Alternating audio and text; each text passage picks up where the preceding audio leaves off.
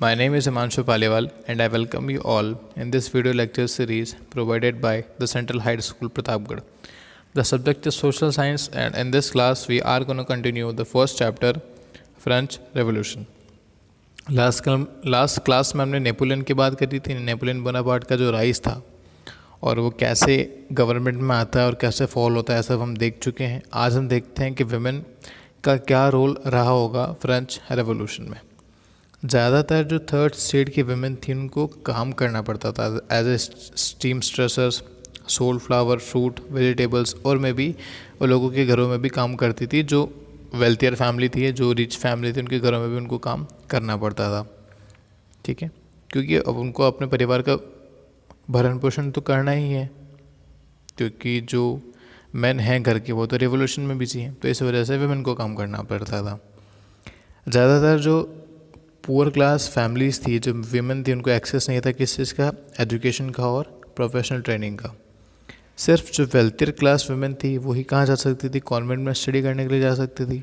लेकिन इसके बाद में भी ज़्यादा स्कोप उनको मिल नहीं पाता था, क्योंकि मैंने आपको पहले ही बताया था कि जो कॉन्स्टिट्यूशन फॉर्म हुआ था और उसमें विमेन को पैसिव सिटीजन का एक टैग मिला हुआ था, जिस वजह से उनको जितने भी राइट्स मिलने चाहिए थे वो सब नहीं थे. और अगर आप हायर स्टडी के लिए चले भी जाते हो तो उसके बाद भी उनकी क्या हो जाती थी, फोर्सफुली मैरिज कर दी जाती थी. लो वेजेस देन मैन, अगर आप काम करते भी हो तो जो दिहाड़ी मिलती है, मजदूरी मिलती है, वो किन से, मैन से क्या मिलेगी, थोड़ी सी कम मिलेगी. इस कारण से क्या होता है कि 60 वेमेन के अराउंड क्या बन जाते हैं, क्लब बन जाते हैं. मतलब 60 क्लब्स बन जाते हैं किसके, वेमेन के, है ना. जिसमें मोस्ट प्रोमिनेंट कौन सा था, society of revolutionary and Republican women. ठीक है, ये नाम आपको ज़रूर याद रखना है. इनकी मेजर डिमांड क्या थी, पॉलिटिकल राइट्स मिले किसको, वुमेन को, और मिले कैसे, जैसे मेन को मिले हैं वैसे ही किसको मिले, वुमेन को मिले. ये थी इनकी मेजर डिमांड. अदर डिमांड तो क्या, राइट ऑफ वोट थी, इलेक्टेड टू द असेंबली. जो नेशनल असेंबली के जो इलेक्शन होते हैं उसमें आप इलेक्शन में नहीं लड़ सकती थी उस टाइम पे वुमेन, तो ये सब उनको राइट चाहिए थे. मिले कब वो बाद में देखेंगे, लेकिन अभी तो ये इसकी डिमांड कर रही है. ठीक है, जो पॉलिटिकल ऑफिस था उसको क्या कर सके, होल्ड कर सके. अच्छा, अगर मैं आपसे पूछूं कि ये सब जो डिमांड उठी होगी ये कौन सी ईयर में उठी होगी, तो ये जो डिमांड है वो लगभग 1791 के आसपास की है. उसका रीज़न क्या है, क्योंकि इसी टाइम पे नया कॉन्स्टिट्यूशन फॉर्म हुआ था, है ना. एक्टिव सिटीजन और पैसिव सिटीजन का जो भी टैग था, आइडिया था, इसी टाइम पे आया था. तो ये जो सारे डिमांड है, जैसे अगर एक क्लब मैंने अभी आपको नाम बताया, तो ये कब आया होगा वर्क में, 1971 के अराउंड. ठीक है, सॉरी 1791 के अराउंड. एक वुमेन का आपकी बुक में जिक्र किया हुआ है, ओलंपी दी जॉर्ज. ये 1748 से 93 तक इनका जो टाइम पीरियड था वो रहा होगा. मतलब 48 के अराउंड आप मान सकते हैं कि इनका जन्म हुआ होगा और 93 में क्या हो जाती है, इनकी डेथ हो जाती है.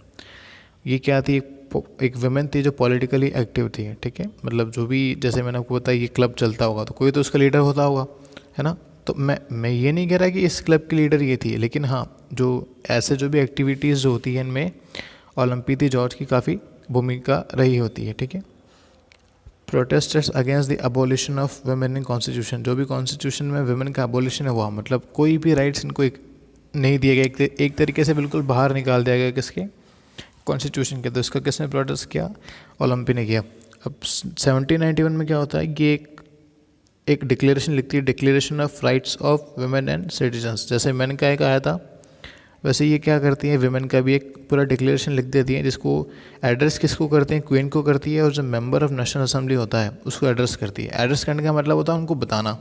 तो ये जो डिक्लेरेशन होगा कि ये किसको भेजा होगा, एक तो क्वीन को भेजा होगा और मेंबर ऑफ नेशनल असेंबली को भेजा होगा. ठीक है, लेटली ये क्या करती है, जो जैकोबिन क्लब था उसको क्रिटिसाइज़ भी करती है, क्योंकि जैकोबिन क्लब क्या करता है कि फोर्सफुली क्लोज कर देता है जो भी वुमेन के क्लब चल रहे होते हैं उन सबको, है ना.